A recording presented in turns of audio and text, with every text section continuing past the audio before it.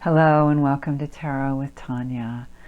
This is 7 cards for 7 days, and we are reading for the week of October 23rd through the 29th, so starting on Monday the 23rd. And thank you for being here. Very welcome to the channel, and as always, take what resonates for you out of this reading. It's a general one for the collective, and then leave behind what doesn't. And I want to apologize for last week. I was told the sound was very, very bad, so sorry about that. It was just me and the mic. And anyway, hopefully it'll be better this week.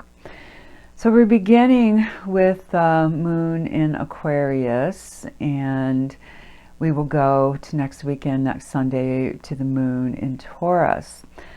So we have the sun changing signs this week. Today actually. Yeah, that's right.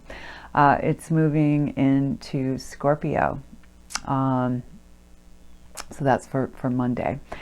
And then on Tuesday, the sun will be trining Saturn, which is a good thing. So it might feel like a very efficient and practical day to get some things done.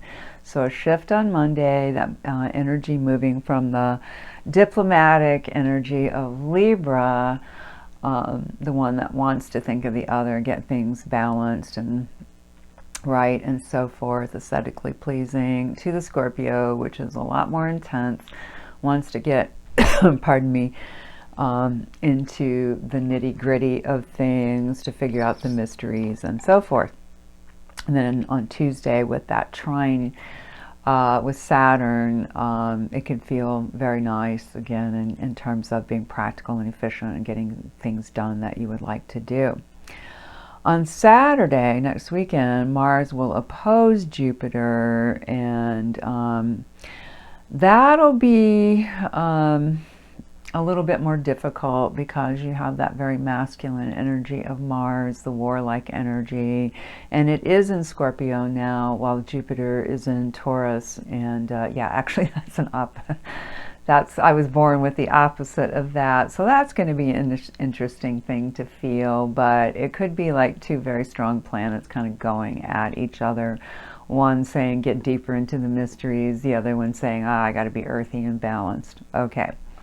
And then we also will have Mercury opposing Jupiter. So, you know, that could be how we communicate, and being mindful about that, not putting too much energy into it, you know, thinking about it before we do it and so forth, not being overzealous about things. And then finally we have this lunar eclipse in Taurus. So there's a lot of energy going back now between Taurus and Scorpio.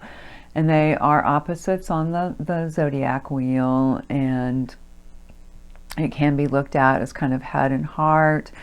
In this eclipse, there's a need for stability, practicality, and groundedness. So if you're feeling that next Saturday, you're right in line. That's where that energy is coming from that eclipse. All right, so for our cards this week, we have a lot of swords. So that indicates mental energies. Like, this is the most I remember ever seeing in a weekly reading. So that's something that kind of needs to be dealt with. And it's interesting, as we're moving in, the sun's moving into a water sign. We have planets in earth and water. We definitely have some in air as well. But it feels like this is a little bit... I don't want to say at cross purposes exactly, but it is a different kind of energy to manage. So it becomes a fuller field in that way.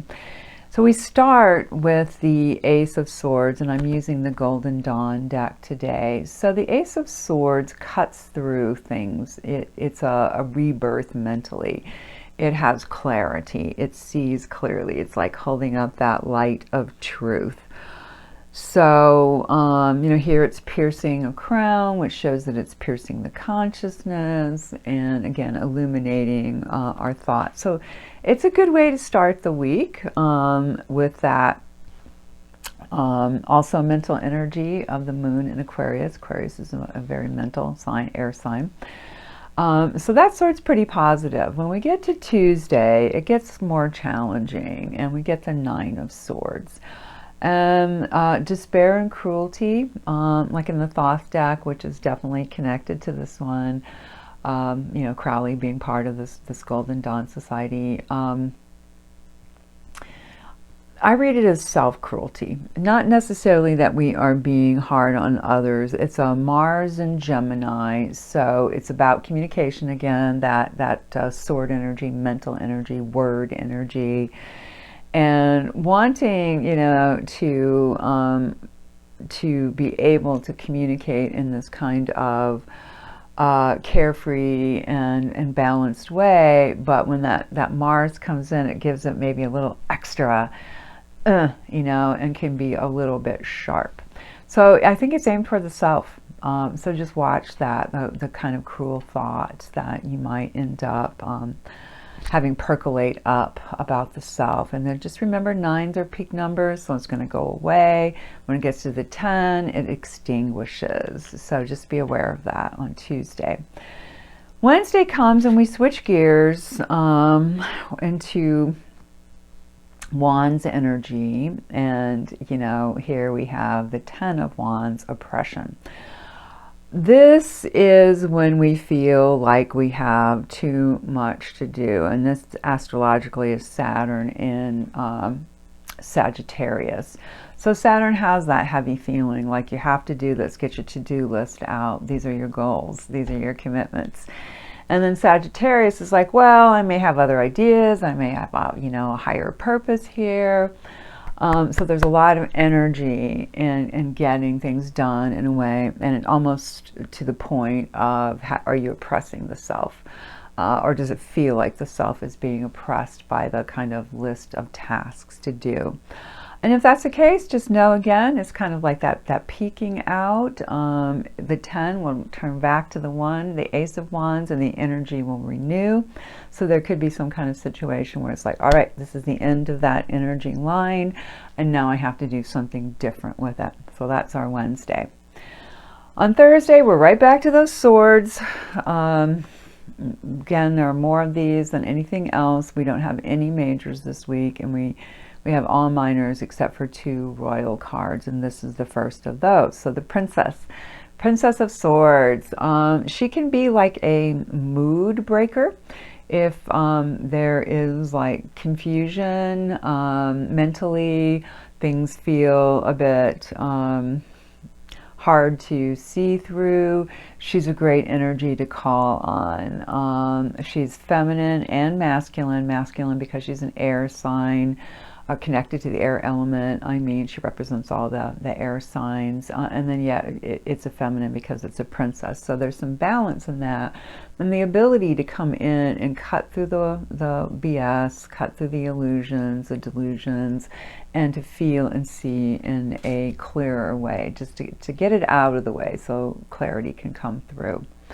Our second royal card actually comes on Friday then, and that is the King of Cups. He's a very different entity. The yellow in the Princess of Swords and in all of the sword cards is a mental energy. It's a healthy mental energy, and then of course the blue gets associated with the cups, the emotions, the unconscious, the subconscious. The imagination. He has, I feel, that yellow around him with those golden wings because it is a masculine energy, but still dominated more by this feminine element. And this is the one who wants to give his heart to you. So it could represent yourself in terms of wanting to give your heart to someone or something, or being given, you know, love, a sweetness, an opportunity in that way. And on Saturday, that continues. So it could be a Good Friday, and then on Saturday we have the Six of Cups, so there's pleasure in that. We don't even have any repeating numbers this week. Well, we have the 10 and the 1, so there's some 1 energy, but mostly they're different. So sixes are connected to the lovers. So this is a very, it can be, again, very romantic and pleasurable. It can be other kinds of pleasure, going out, having fun. It can represent reunion, connecting with people you haven't connected with for a while. But, you know, just a really good energy to enjoy next Saturday. And by Sunday, we get our last sword. And this one is, I think, so fitting for the week because it's peace restored. You can see how the two swords cross there. I love that flower in the middle, that red flower that shows that, you know, it's not piercing, the swords are not piercing the flower. It's resting on top. So to me, that is a peaceful energy. Maybe a decision is made, often that's associated with this card, or the peace to make a decision, or just laying the swords down and letting things be, that kind of energy. So that's our week, a lot of mental stuff. Again, try to keep it into that yellow color, which is clarity in the mental world. And know that just on our only real challenge day is on Tuesday with being kind to the self. And then we'll finish off with an oracle card here. And I am using the Winged Enchantment. I was hoping for something soft, I'm not going to lie, because, you know, the week was a little intense with all the swords, but here we go. It must be the energy now. It's the Condor. Let me give you a visual on that too, so you can see what I mean about not being soft, looking pretty intense here.